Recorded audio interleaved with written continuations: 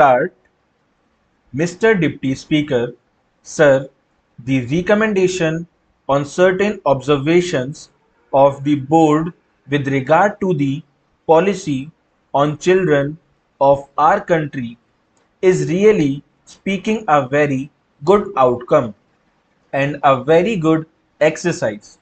I have patiently heard the views on the policy as they were expressed by our Honorable Deputy Minister on the last day of the previous session.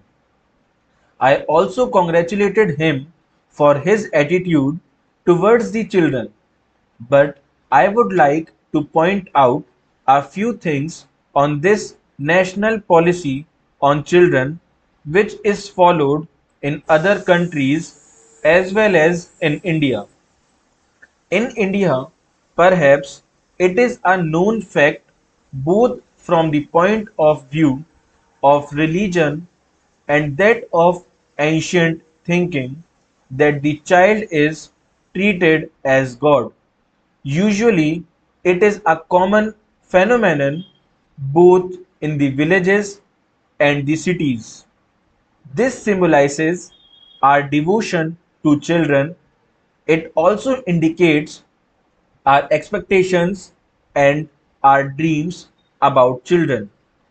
I could really appreciate that when we were under the British rule, we could not evolve a suitable policy in relation to children with a view to improving their conditions, but we are now a free country.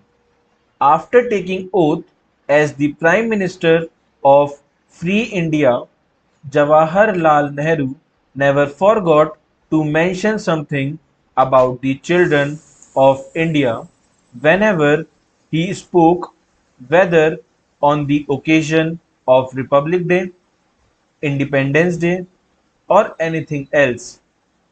He thought that the country could have been built much more given sufficient care and they had been made to feel that they were partners in all our work. This was also the thinking of Lenin in Soviet Russia. Immediately after the revolution, Lenin used to speak about children on all occasions and say that they should be given due care. This resulted in the formation of the Young Pioneers Group for children between the ages of 6 and 14. In Soviet Union and other socialist countries, in all the socialist countries, this group is recognized, engineered, financed, and administered by the governments and given highest priority in the matter of development. Similarly, measures have been undertaken recently in Iraq also. While I was there recently, I could see that they have adopted the same policy. The first priority is given to them by that country. In our country, many organizations do take care of the children, voluntary organizations and the state governments do provide them with many facilities. The recommendations are very nice.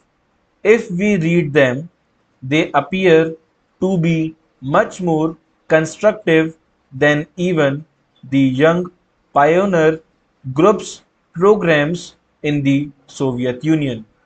But in actual practice, nothing has been done because of lack of funds.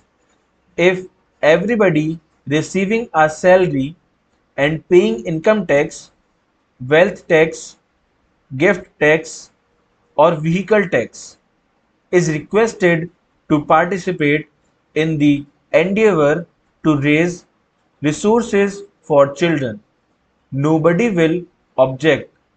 if the general masses pay 5 paisa per individual per year, we can have a very sizable budget and a very constructed and comprehensive policy both at the center and in the states. When a child grows into a young man, he talks of sports and games. Look at the budget allocation for sports and games, which would help the development of the mental and physical potential of the young of our country. It is a small amount in comparison to what they spend in Middle East countries. In a country having 100 crores of people, that is the second largest population in the world, children and youth are not given any financial expenditure support by the government. There is no compulsory item of expenditure for the promotion of the moral and cultural talents of the children. In the national sphere, this work has to depend on social organizations. I do not object to the participation of voluntary organizations, but I do feel that when a country proclaims itself to be a socialist country or a country on its march towards socialism, the looking after the youth and children should be the basic pillar of the policy of the country. What is the position in our country? The children are badly neglected. They do not know even their own parents. In the words of Jawaharlal Nehru, when a child is born in this country, it should consider the country as its mother, and the country should consider the children as their own. Do our children think of our country in that way now? Today, the looking after of children is done by the father of a church because they feel that is the way to serve God. Sometimes we give them prizes or we recommend their names to the United Nations organization or other authorities for the award of Nobel or some other prizes.